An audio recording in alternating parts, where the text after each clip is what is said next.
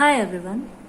Poems यानी कि नज़में लिखने का मुझे बचपन से शौक है। 12 साल की उम्र से मैं पोएम्स लिख रही हूँ और रिसेंटली मैंने कुछ लिखा है।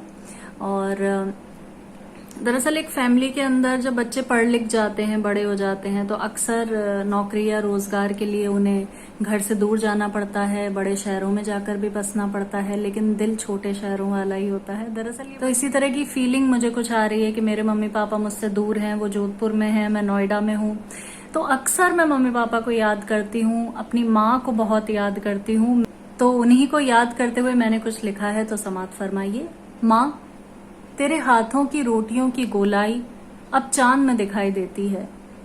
ये बालकनी और ये बिल्डिंग्स की ऊंचाई कहाँ अब आंगन की मिट्टी दिखाई देती है। माँ, तेरे हाथों की रोटियों की गोलाई अब चांद में दिखाई देती है। दोस्तों, मेरे पापा को गार्डनिंग का बहुत शौक है। घर में उन्होंने एक गार्डन लगा रखा है जो कि बहुत ही खूबसूरत है। तो आगे मैं पढ़ती हूँ। सुबह की चाय, ठंडी घास पे ओस की बूंदें। तो उस गार्डन में बैठ के मैं सुबह की चाय बहुत एंजॉय किया करती थी। सुबह की चाय, ठंडी घास पे ओस की बूंदें।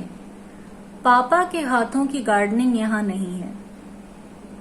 एक अरसे से खिलते हुए गुलाब नहीं देखे, एक अरसे से खिलते हुए गुलाब नहीं देखे।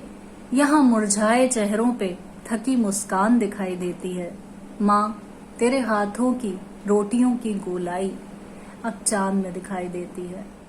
और दोस्तों, काफी उम्र तक हम पढ़ाई करते हैं, जॉब के लिए तैयारी करते हैं, फाइनली जॉब लग जाती है तो हमें पता चल, कहते हैं ना, आटे दाल के भाव पता चल रहे हैं अब तुम्हें, अब चलेंगे तुम्हें पता। तो एक्चुअली क्या होता है, जब आप फैमिली लाइफ में एंटर करते हो और खुद से एक घर की जिम्मेदारी उठाते हो तो आपको पता चलता है कि अच्छा किस तरह से घर मैनेज किया जाता है। तो उसी का एहसास जब मुझे हुआ है तो मैंने ये लिखा है। हम घर के बागीचे में जो टमाटर उगाते थे वो अब सोने के भाव यहाँ मिल रहे हैं।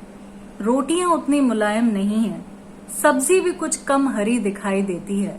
माँ, तेरे हाथों की रोटियों की गोलाई अब चांद में दिखाई देती है। और जब स्टूडेंट लाइफ होती है तो माँ बाप हमें बहुत कुछ सिखाते हैं, खासकर माँ अपनी बेटियों को बहुत हिदायत देती हैं।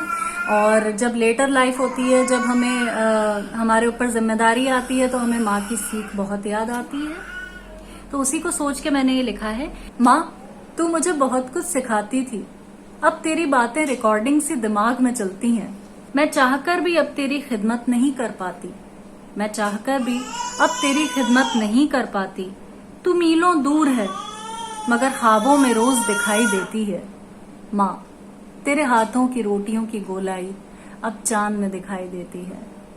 सो गाइज, आपके कमेंट्स बहुत इंपॉर्टेंट है मेरे लिए।